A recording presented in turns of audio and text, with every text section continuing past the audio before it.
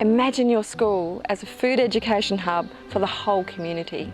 What sets this program apart is it's skills focused, looking at skills for life, how to make good soil, grow good food, how to cook it, share it and spread those skills in our community.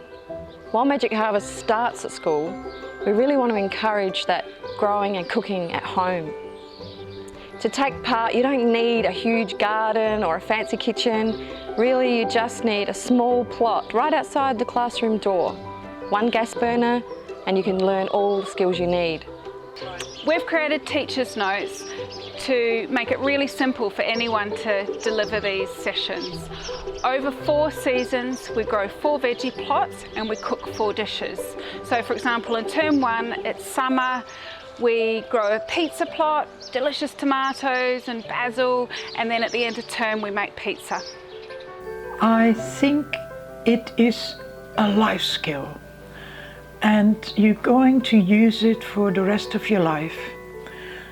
And it is as important as learning to read.